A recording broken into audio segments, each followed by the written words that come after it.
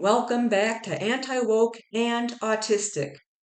The fat acceptance community, fat activism, fat liberationists are desperate to cough up evidence that fatness, obesity was once a beauty standard. They are so desperate that they typically rely on a 25,000-year-old limestone statue that's approximately 4.5 inches tall. It is this one right here. It's called the Venus of Willendorf. Anybody who has taken art history in college, and I've taken a few courses of that in college, will learn extensively. They'll learn quite a bit about this tiny little statue.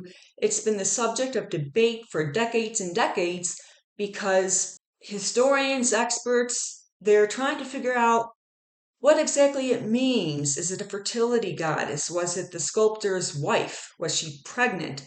Was it made to be a doll? I mean, there's all sorts of theories floating around. The fat acceptance community is convinced it means that 25,000 years ago, obesity was a beauty standard. And they're basing that conclusion on one 4.4-inch statue, even though nobody knows why it was carved to be in the shape it is. We certainly can't believe 25,000 years ago many women were, or even men for that matter, were shaped like this, because if they were, they wouldn't have survived in a hunter-gatherer environment where you had to hunt and gather, which sometimes took hours and hours. They walked all day. I mean, think about that. Literally Stone Age people, they're on their feet all the time. They're carrying things, pushing, hauling. They don't have any modern conveniences. They're carrying kids, carrying all sorts of things, walking all day in the hot sun or in the frigid cold. There's just no way anybody who was built like this back then survived. However, I'm not saying it's impossible, but whatever was going on 25,000 years ago, there's zero evidence that a body shaped like the Venus of Willendorf meant that that kind of obesity was a beauty standard. There's actually approximately, I don't know the exact number, but it's around 250 or 240, 250 or 240 of these statues have been unearthed, and they don't all look like the Venus of Willendorf. Some of them kind of are slender. Some of them have slender waists, thick thighs, but very slender waists. They're not built like her at all. So how come the fat acceptance camp only zeroes in on this particular figurine? I wonder why. Because they're cherry picking. But here's another thing to consider. If the Venus of Willendorf was a beauty standard, then we need to go all the way with this. So if her body was the standard of beauty 25,000 years ago, we should also conclude that the standard of beauty back then was having no feet. She has no feet. Just about all of these statues don't have feet, which means it was deliberate. It's not that her feet, her lower legs were somehow amputated from a windstorm. This is a deliberate creation by the sculptors of these statues. For some reason, they lack a lower leg, the lower portion of the leg and the feet. So should we assume that amputeeism was also a beauty standard back then? How about having no face? Look, she has no face.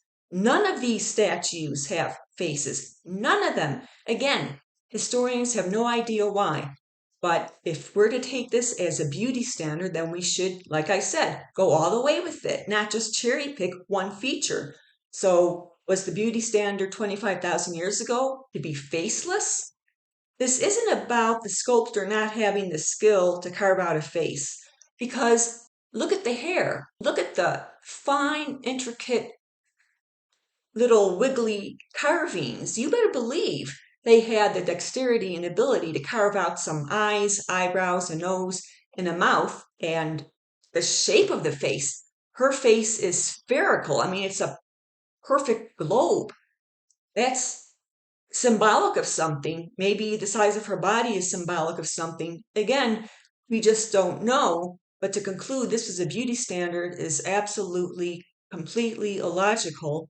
Are we to assume that another beauty standard was to have very tight, very, very, very short hair for women back then? Come on, this is 25,000 years ago. You can imagine that the women back then had really wild caveman type hair. For all we know, only one or two people ever saw this figurine 25,000 years ago. The sculptor may have just carved it for fun, maybe exaggerated some features, and then tossed it aside. And then, of course, in modern times, it was discovered. Maybe he made it as a doll for his child. Maybe a child created this thing, wanted to make it look funny. You know how kids are, they draw and exaggerate features and whatnot. Well, maybe this kid felt like having some fun. Maybe it really was this kid's grandmother or mother who was very plump. That doesn't mean it was a beauty standard. Come on, fat acceptance people. Stop it already. So let's get away from the Venus of Willendorf, who, by the way, notice she has very skinny arms. It looks armless, but she has arms, and they're at her sides, and her forearms and her hands are resting on her tremendously big boobs. And that's unrealistic. When you see a woman with a body like that, she doesn't have pipe cleaner arms. However, according to the FA camp, if this is a beauty standard, then that means the beauty standard should include arms as thin as reeds. No, forget it. It's not a beauty standard. Get away from that already. Okay, so another thing that fat acceptance people like to point out is the Renaissance painter Peter Paul Rubens. The term Rubenesque has been used to describe plus size women.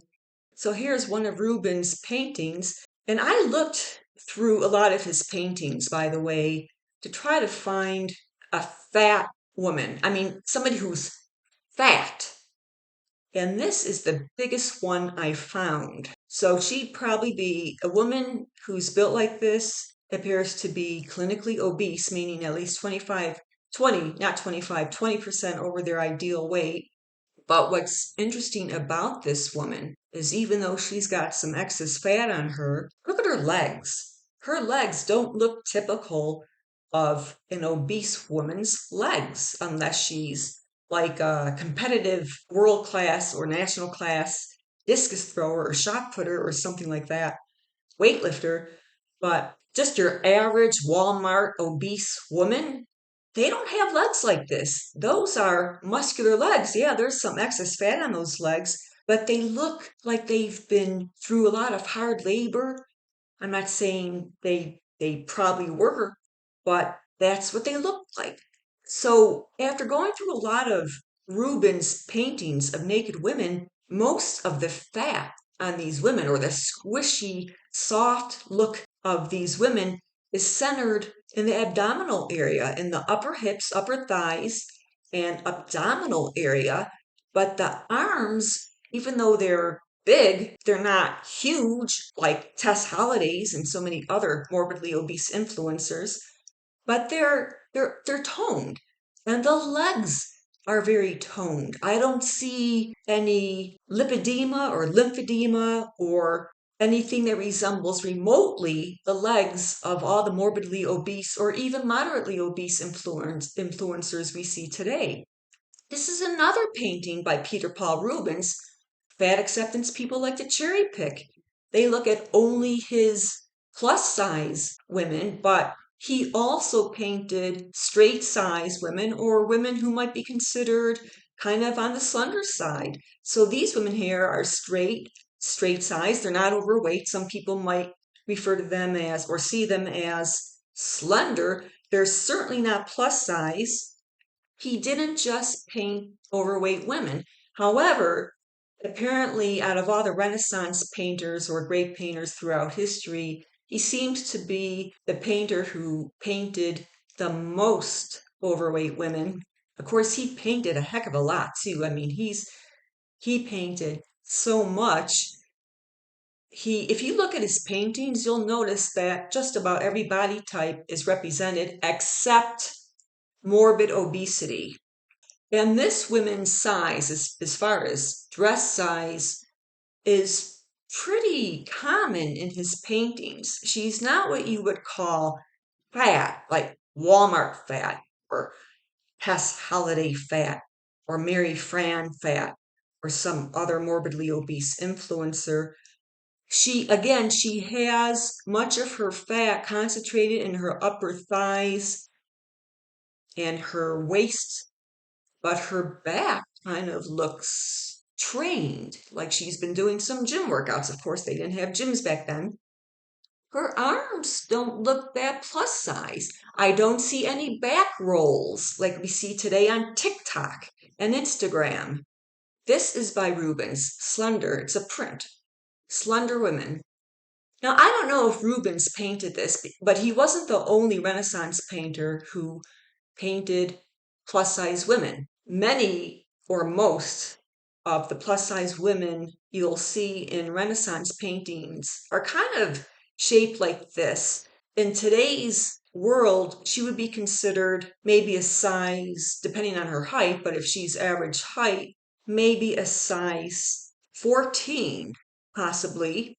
But again, the fatness is centered in her middle, in her abdomen. Her arms look fine, even athletic, and her legs look athletic and don't have much excess fat on them. So this all shows that the fat acceptance people are cherry picking when they talk about how Renaissance paintings are proof that back then, 19th, 18th, 17th century, all those paintings prove that being heavy set was a beauty standard. And I'm going to get to this idea that fatness, and I'm going to soon cover the topic of fatness apparently, allegedly, being a beauty standard because it was a symbol of prosperity and wealth. I'll get to that in just a moment. But here's another Renaissance picture. Check this out. At first glance, she appears plus size, but look a little closer. Look at those arms. Look at those beautiful muscles. Look at that muscularity. This is a woman.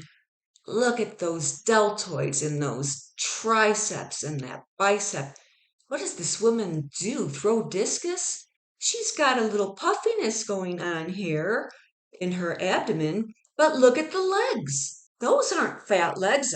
I don't even think those are plus size legs. Those are the legs of a speed skater, a competitive speed skater, or some kind of athlete. This is not a plus size women in the true sense, not like they are today, unless they're very athletic or they lift weights and work out at the gym. But if morbidly obese or even moderately obese women continue to insist that these paintings are proof that being overweight was a beauty standard, again, they should go all the way with this. She has muscular arms. Maybe muscular arms were also a beauty standard just because some painter painted them.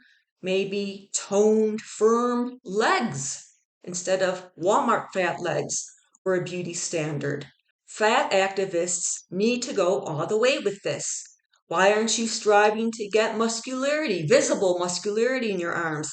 Why aren't you striving to get legs that look like this? Now, I'm not saying it's easy.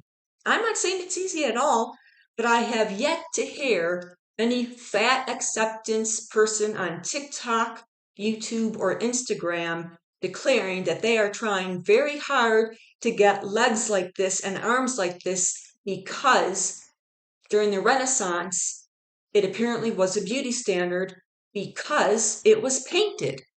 You can't assume anything was a beauty standard just because the artist decided to paint it.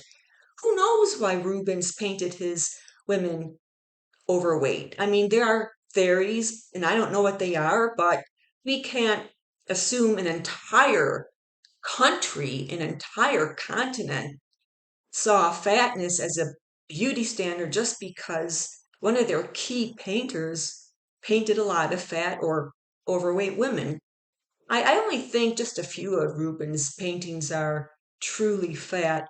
None of them, of course, look like the morbidly obese influencers we see today on TikTok. Here we go again. Clearly overweight, but not what you would call fat. Most of the overweight is in their middle.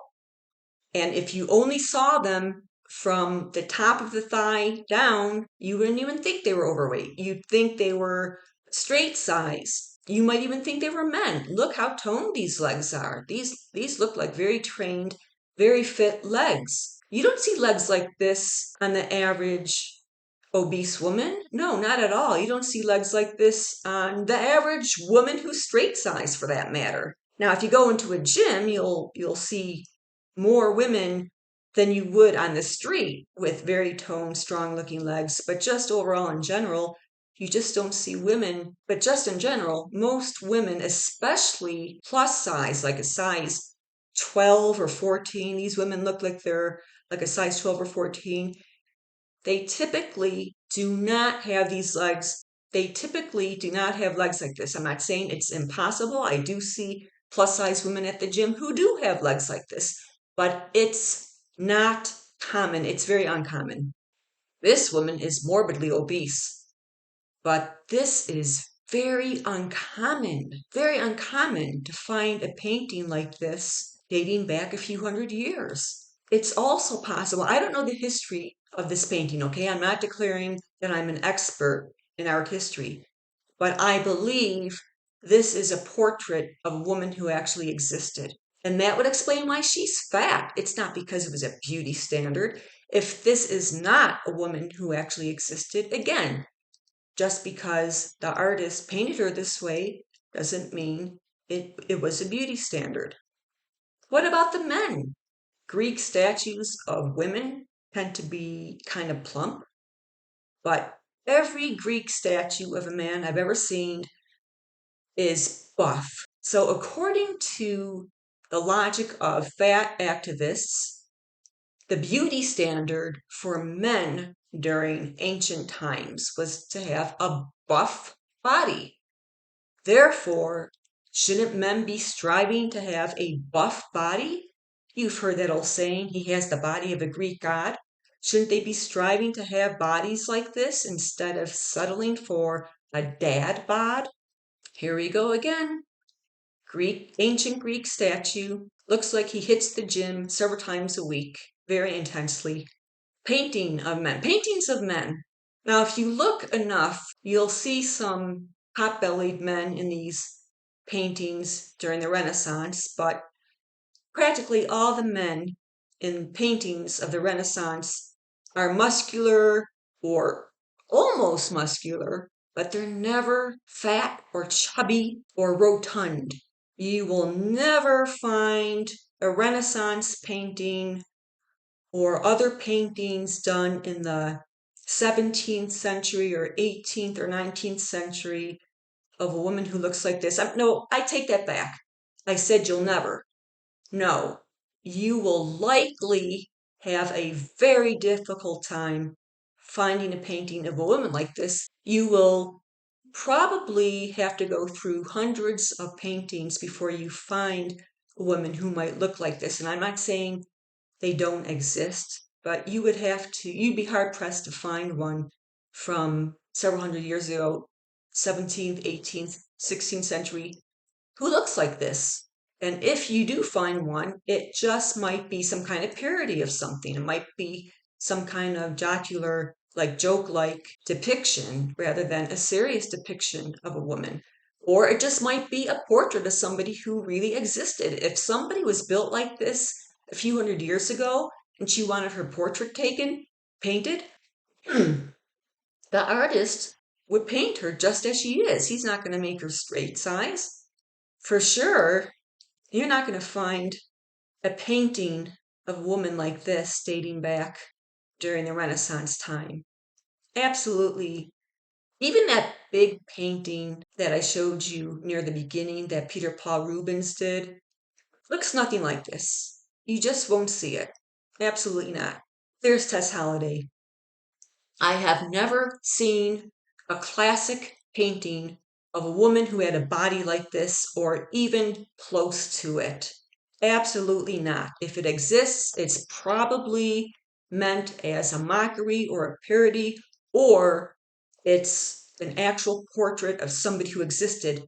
None of that means it was a beauty standard. So what about this thing now where obesity, being fat, was considered a status symbol.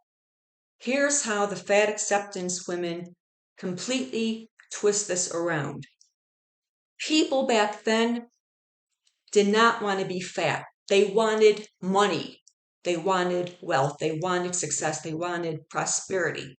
If they saw somebody who was fat, they assumed that person was wealthy and had a lot of money and didn't have to work outside and do labor, and instead had servants doing everything for them. So they were very inactive. They led a very sedentary life, and they had plenty of food. They had all the food, all the bread and meats, all the wine, all the food they could dream of.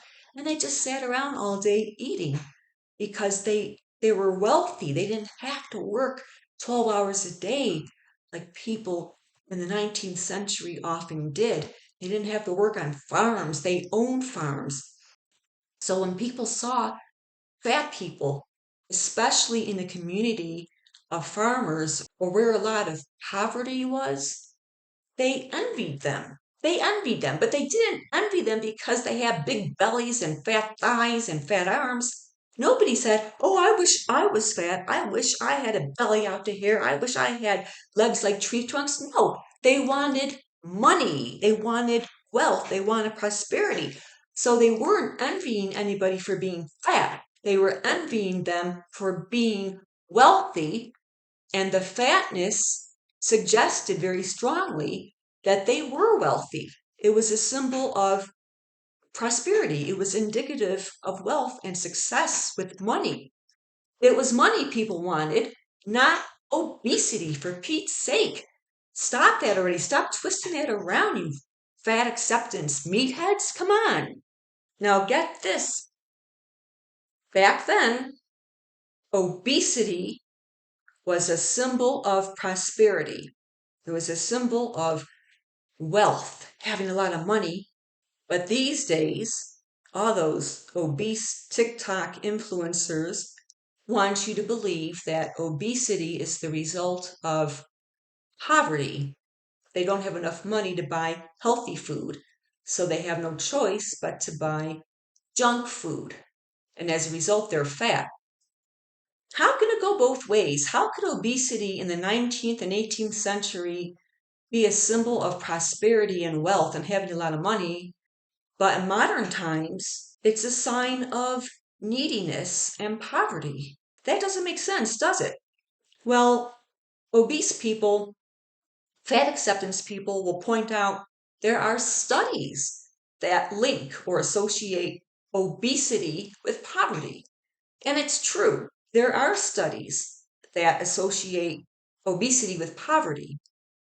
And obese influencers, FA, cringy, TikTok influencers, they'll point out those studies and say, yeah, we're not just blowing off our mouths. Obesity really is linked to poverty. However, what they don't tell you is that it's just an association. It's just an association. These studies don't establish cause and effect. Here's the irony. Here's the hypocrisy of the FA crowd. There's tons and tons and tons of studies strongly associating obesity with a shit ton of medical conditions, including blood clots, type 2 diabetes, congestive heart failure, chronic heart failure, coronary artery disease, liver disease, kidney disease, digestive problems, some cancers. Did I say heart attacks? Just all sorts of stuff. Knee pain, back pain, osteoarthritis in the knees, bone on bone, wearing down of cartilage, shortened lifespan, just all sorts of stuff. Infertility, miscarriages. And the fat acceptance people insist it's just an association. It doesn't establish cause and effect. It's just an association. You can't make conclusions based on an association. Well, they sure like to make conclusions based on an association when the study involves obesity and poverty. You see how they cherry pick? But Ever wonder why there's that association between obesity and poverty? Maybe it's because whatever's causing obesity, whatever that X factor is, also makes it difficult to hold down a job. Maybe that X factor makes it difficult to get a post high school graduation. And we all know that your chances of getting long term, well paying employment is much better if you have a college degree or some college versus you only have a high school degree or did not complete high school. So maybe the problem of poverty and obesity are the results of something else. At any rate, obesity is the result of overconsumption. If you want to see true poverty, visit a third or fourth world country and take a look at crowds of people. It'll be very difficult to find somebody who looks like this or this or this. And if you do see somebody who's morbidly obese, they'll probably be a tourist, or maybe they recently moved there from an industrialized country. But true poverty is like a third or fourth world country, a country hit by food shortages and famines. But in America, you have these TikTokers sitting in their car with tattoos, which are not cheap. They have the money for tattoos, they have the money for a phone, and they're telling you they don't have the money for healthy food. Hey, you don't have to look hard to find healthy food in greater volume than the same amount of money spent on fast food. Furthermore, when you get right down to it, it's portions. It's much cheaper to eat healthy food with portion control than it is to overeat cheap junk food. Take the money that you spend on all the highly processed junk food and fast food every month, take that money and invest it in healthful food, and you might end up with less, depends on how hard you're willing to look and compare prices. But let's suppose you end up with less. That's great because you need to eat less. There is no proof whatsoever that fatness was ever a beauty standard anywhere. There is a country, I think it's in South America, where they force feed girls so they can grow up fat. I don't recall the name of the country. I think it begins with an M, but I could be wrong about that. But there's like thousands of countries. I mean, we can't say to say fatness is a beauty standard because there's a country out there that forces girls to eat. It's the men forcing them. So these men are deranged. They're forcing little girls, young kids to overeat to the point of obesity. That's sick. That's not a beauty standard. That's control. They want to control their women. Fat women can't run off as easily. Fat women can't move around. If they're fat enough, they'll be homebound. I think it's an issue of control for that country. So forget that. That little 25,000-year-old statue is not proof in any shape, way, or form that obesity was ever a beauty standard during ancient times. Furthermore, only about 250 of those statues have been unearthed. So if it was a beauty standard, how come only 250 were unearthed? Furthermore, they were scattered about Europe. It's not like they were all found in one town. It's also been determined that when these statues were created, they carbon date to find out how old they are.